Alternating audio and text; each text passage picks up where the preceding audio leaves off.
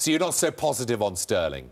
No, look, about 2 months ago or 3 months ago, when mea culpa, I was looking for a weaker sterling this year. I changed it to 135. I admitted that I'd got it wrong, and just in time, I think. But next year, no, I'm sorry. I don't know why people are positive. When you say they're positive, what are they looking for? 140? Is that positive? Yeah, really? It's 133 at the moment. I mean, I can't be positive on sterling. We've got euro sterling going to 95. We've got, this is a political and structural currency. People are forgetting we've got one of the biggest current account deficits in the world. What, did we forget that? Yeah. What's it going to just get financed? By whom?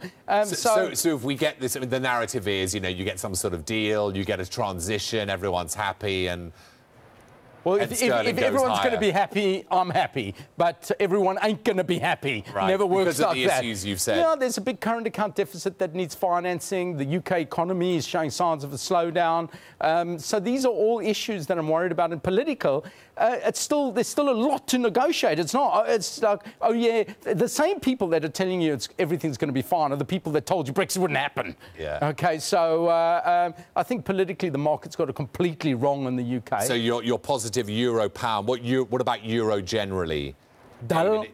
Dull really? As dishwater. Now, if you like emerging markets, you're salivating down your mouth because there's no big dollar rally. There's no big dollar going on at the moment. And I've got euro dollar kind of drifting sideways in 120. And we were very bullish at towards the beginning of the year when it was 107. We were 120, so we had a great time of it. But now we're just flat as a pancake. We can't see anything that'll differentiate them. And so we've got the dollar kind of drifting sideways. But that's great news if you like emerging markets or you want dollar stability. That's great news, I think, for many asset classes.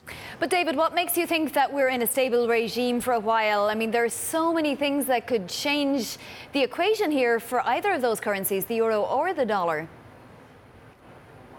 You're 100% right. Some of them could make them go up and some of them could make them go down. But Therefore, you go sideways. Have a lot of risks in the air, including geopolitical. Yeah, but they're in both directions. I mean, the political risks that people are worried about in the United States, the political risks people are worried about in Germany. There's structural risks we're worried about in the US, there's structural risks in the Eurozone. And cyclically, both economies are doing reasonably well. So, you know, how are you going to cut the difference between the two? So at the moment, I'm 120. I'm looking for it to be stable. And I'm sorry, for once in my life, I'm a bore.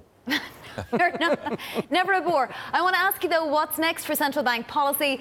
Is that also going to be boring, as you put it? Are we going to get, like, between 2 and 4 rate hikes next year from the Fed? And come on, we got the Fed next week. Nobody's even talking about it. We've got like one of the biggest monetary policy decisions in the history of mankind, and nobody cares. Why? Because it's 97% priced in. How can I get excited about a Fed meeting? We've got the ECB, we've got Bank of England, we've got the Fed. Nobody cares. What about next year then for the Fed?